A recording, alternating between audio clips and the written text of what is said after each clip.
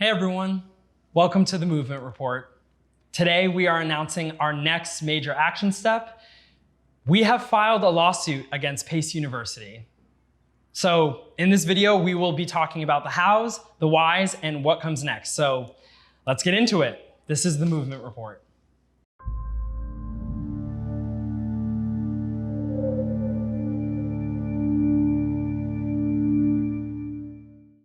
So to start off, a point of clarity. See Our Truths, the organization, is not suing Pace University. It would be more accurate to say that we helped facilitate and organize for 16 students and alumni to file individual lawsuits against Pace University and Amy Schwartzreich. So this is not a class action, and this is not an instance of an organization suing an institution. Now, when the word lawsuit is used, a lot of red flags can go off, and it can be really jarring to hear at first. So in order to make sure that this community has the full context of why this lawsuit is happening and how it happened, we're gonna go through the origin of the suit, the process and the work that went into making it, and why it is necessary at this stage. So let's talk about the origin of this suit. You may remember that in 2015 and 2016, my classmates and I wrote letters to Amy and the other heads of the program to try and get them to realize the problems of the program and change them, and that nothing really came of that. What I didn't say at that time was that that same group of people, including myself, actually organized to file a lawsuit then, because we realized that without any form of escalation, nothing substantial was going to get done. And we certainly weren't going to see any form of reparation for the damage that we had experienced from this program.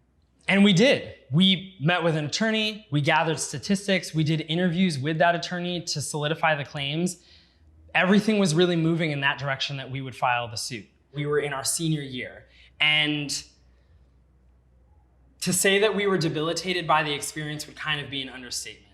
It was really, really psychologically taxing on us, and we couldn't get everything together in the way that it needed to, so we weren't able to file. While we were crumbling under the pressure and pain that we were in at the time, the school was anticipating the suit happening. And in response to that anticipation, they opened an investigation, which is the one that you heard about in the past movement report that the provost references. But this investigation was not because of the letters that we sent and because they were hoping to help us. It was because they knew a lawsuit was being formed and they needed to assess liability to make sure that they had all their bases covered so that this lawsuit would not stick. When the lawsuit fell through, because we were so overwhelmed and psychologically inhibited to be able to go through with it, everything kind of just continued the way that it always had. The investigation concluded where they really only interviewed the white students from our class, the class of 2016, as a means to kind of invalidate that anything that we were saying was true. But mind you, asking a bunch of white students whether or not they believe that the program is racist is not really an investigation. We graduated and the suit kind of just evaporated, and the school's investigation concluded and nothing came from it. So Amy and all of her practices and the culture that she had created and that the other faculty had created persisted onward with no one to check them in this kind of way. Now cut to 6 years later, and all of these problems resurface in a major way again. This movement is created and it becomes very clear that the necessity for the lawsuit is back. So this is the process of how the lawsuit came to be.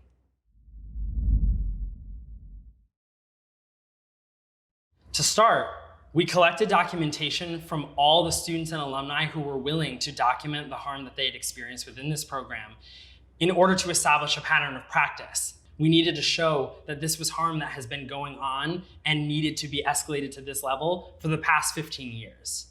Once we had read through each individual form of documentation from each individual student or alumni to establish that pattern, we needed to be able to corroborate it. So we conducted interviews of the white students and alumni and asked them to verify their experiences or things that they witnessed happening to people of color.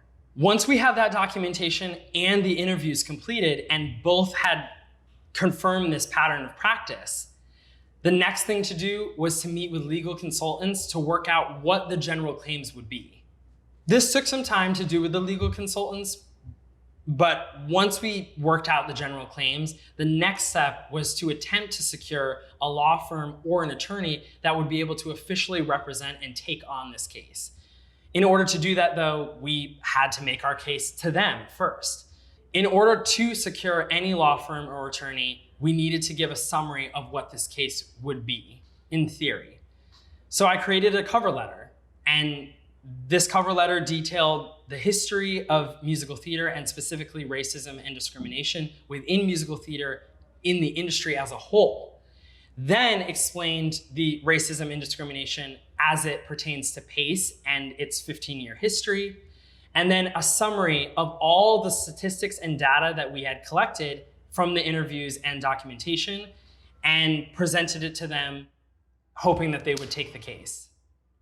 So after this entire process, which mind you is just the process to get to a place where we could start talking about creating an official complaint against the school. This hasn't even gotten into the process of establishing complaint forms or official claims. But after this process completed, I was able to find a legal team who agreed to work with us in a certain capacity. And for the community to know, this is where a large portion of your donations went to. And also where that $8,000, about half of that $8,000 that I mentioned I spent out of pocket at the beginning of this process went to. So that's just for you to know more clearly now. We can say it now, since it's happened. That is where your donations have been going and are going to go. Now I'd like to give you a brief window into the process that followed the initial establishment of whether or not this had any kind of legal ground to stand on. So we have all that documentation, we have the interviews done, we have the data, we have the statistics, and that's great, but now we need to start actually formalizing it. So this process is how we did it. The legal team and I would meet, and right off the bat, we needed to bridge that gap between law and the arts. So what that took was theorizing and contemplation in conversation with each other about what musical theater is, how it is inherently rooted in discriminatory or racist practices, and then how that applies to education. And then from there, we had to start imagining what an educational space in the arts would look like if it was free of discrimination. So great, now we have the foundation of where the law actually can help bring to light these injustices, because we've gone through all of it. From there, the next step was to go and read through the documentation more thoroughly and really get specific, and particularly with the students who were interested in filing. That turned into a process where we would essentially do mock arguments, mock trial arguments, where we would have one person argue as if they were the defense and one person argue as if they were the plaintiff, and go back and forth to see if the claim that we had applied to this person's experience would actually stick legally. What came out of this constant exchange of establishing how the law applies, gathering evidence with the students, and then coming back and doing a mock trial conversation would become the basis of the claims used in the complaint. We would undergo this process for each individual student. As you can imagine, this was an incredibly time-consuming process. So I'd like to break down the amount of time put into this so you all have a better idea of the work that was put in. So all in all, the legal team and I had around 100 plus calls, totaling in around 160 hours, starting from June 2020 till now, June 2021, with each call ranging between 1 to 5 hours in length. Then when I got off the calls with the legal team, I would work additionally anywhere between 2 to 14 hours every day, averaging around 6 to 7 hours a day. And the total accumulation of those hours ends up being anywhere between 1,600 and 2,000 hours. In total, the calls with the legal team, in addition to my personal work off of those calls, developing these complaints took over 2,000 hours in the past year. The reason I'm telling you how much work went into this is not to make a hero out of myself or anyone else in this narrative. It is really just to show you that this is the amount of work that was required to escalate a situation to ensure that real change actually happens within the school. And we know that this is necessary because we've seen that this school was close to this situation before, and we know that instead of working to create any actual change, they just did damage control to lessen their perceived liability. And I want to be clear too, this is not all the work we're doing, and we don't believe that a lawsuit is going to solve all of the problems and is going to lead to all the kind of transformative justice that we want in this situation. It is simply so that we can secure and maintain an equitable and safe future for PACE students, as well as getting reparations for the students and alumni that are able to file. And lastly, as you can imagine, when legality is involved, there's a certain level of confidentiality that has to exist. And we haven't been able to come forward and let you know where your donations were going and why they were so valuable. So that's why I want to show you that your donations have been fueling this work and our ability to actually secure this lawsuit.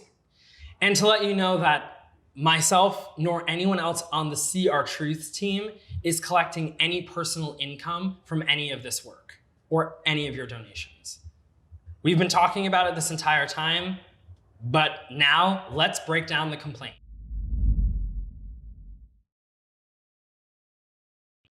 A complaint is essentially a formal document that states that you're accusing someone or an organization of discrimination. Within that complaint, there are claims, and at the end of the complaint, there are charges. And I will go through both of them right now. For this case, we are predominantly dealing with 5 different claims. The first claim is discriminatory deployment of educational opportunities. What that basically boils down to is that Amy had a pattern of creating racialized restrictions for the educational material and performances that students were allowed to do in her class. So an example of this would be when Cindy talks about how she consistently was trying to play Jenna in Amy's class and other faculty's classes. And what that boils down to is a pattern of practice where Amy and faculty typically restrict students based on their race from performing certain educational material. So in Cindy's example, Amy tells her that she can't play Jenna, but she can play Dawn in Waitress. And Dawn had historically been played by an Asian actor. So in this instance, Amy either assigns students of color material that has a specified racial context, meaning that the plot or the character deals with some topic around race, and or the person who originated the role happened to be a person of color, and typically that person of color matched the racial categorization of the student that is performing it. Number 2 is deliberate indifference to instances of racialized harassment from both faculty and peers. So an example of this would be when you hear Abdu talk about the fact that white students were going around saying the N-word around black students. When Amy was made aware of this, she took no actual action herself or went through no process of officially reporting these instances of harassment and instead pawned it off to Denise Santiago to have a meeting about microaggressions. In that instance, she was deliberately indifferent to the experiences of Black students and the harassment that Black students were experiencing. Another example of Amy and Pace University's deliberate indifference to peer-to-peer harassment is seen when white students consistently question or invalidate the merit or talent of students of color. So this showed up a lot in the documentation that I read, where white students would say things like, oh, you only got that role because you're a person of color, or you only got into the school because you're a person of color. That is harassment. Number 3, creating and sustaining a hostile educational environment. You could look at any of the CR Truths episodes to see the example of this, but a huge one that I think really clearly defines it is that situation with Robert Hartwell in Memphis.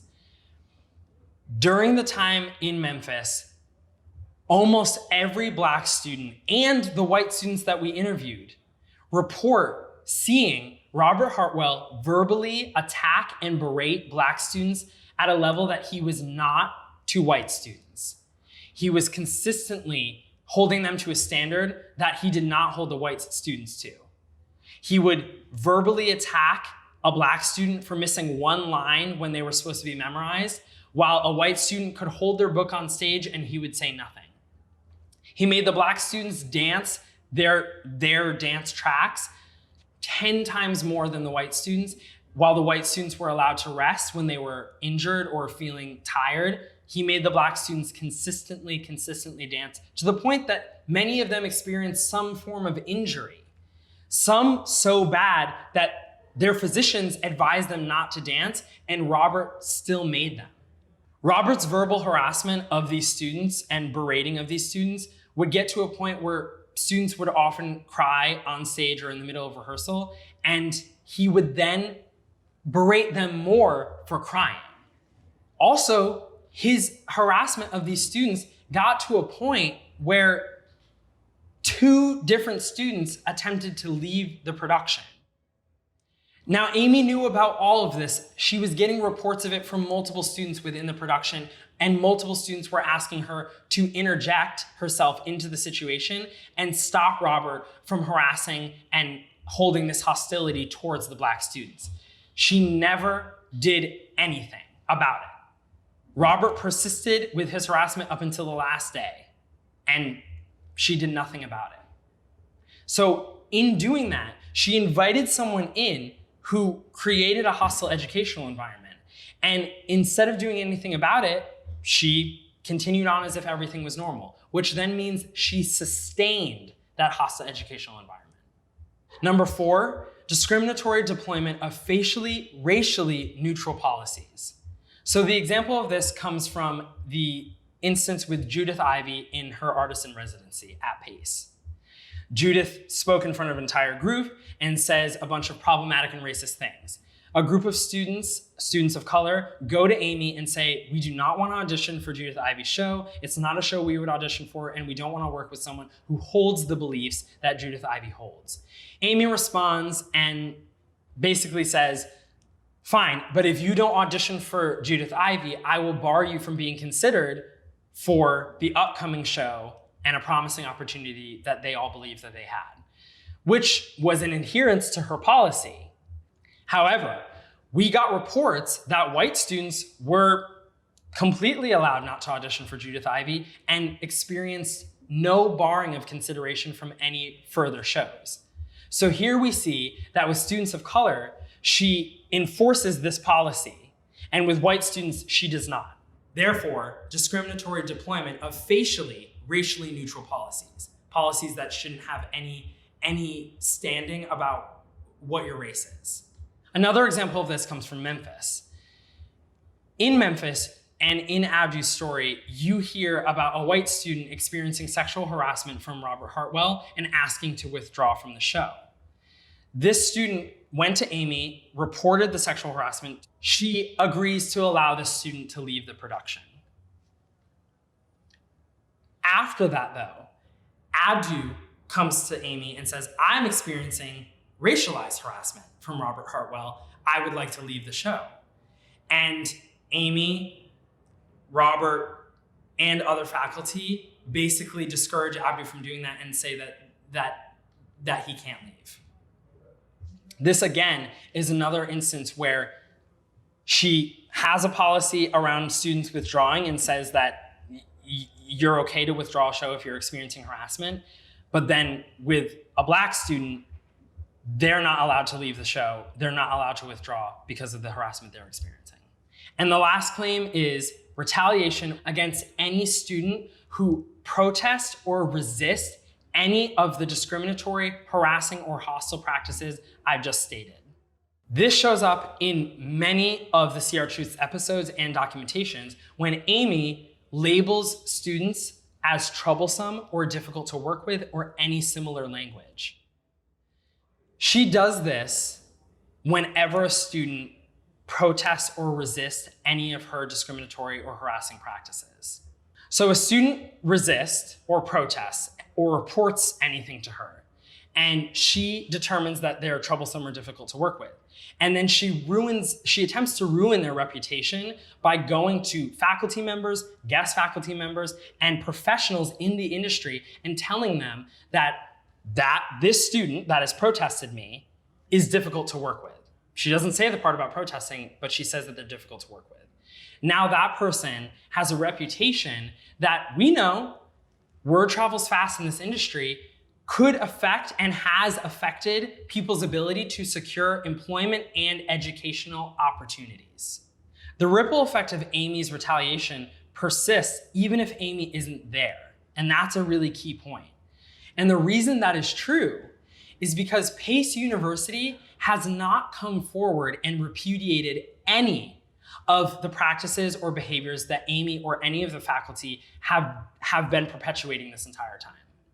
So because they have not said, we as a university do not agree with or condone the practices that have come to light this past year, they're essentially then saying that they don't disagree with them. And that's where the logic around continued harm after graduation comes in. We all know that when we go to a musical theater institution or any arts program, that we then are relying on those programs as a means for professional recommendation and reference. So if you experience any kind of harassment, discrimination, oppression at your school, and you speak out against it, and you know that speaking out against it will mean that you are labeled as troublesome or difficult to work with, and therefore your reputation is ruined, that means that whether or not Amy's there or the first person who ever called you troublesome is there, if your university does not stand against that behavior, then that means that you cannot reasonably expect your university, your faculty, or the head of your program to offer you positive reference and recommendation for employment opportunities. So now you've graduated and you're still being perpetually harmed by this practice because you're still being labeled as troublesome for protesting the school. So those are the claims. The charges are what the school and Amy Schwartzreich are explicitly in violation of.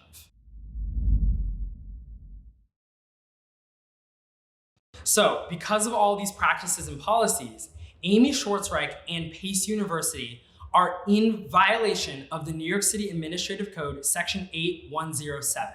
Being in violation of Section 8107 essentially just means that they are denying students full enjoyment of rights and accommodations based on race and gender.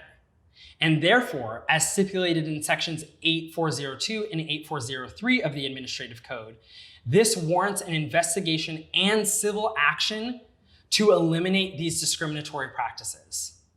So that is the complaint. And there are currently 16 students that have individually filed this complaint against Amy Schwartzreich and Pace University. So now that we've gone through all of that and you have all of that information, the last piece is why. Why are we filing this lawsuit?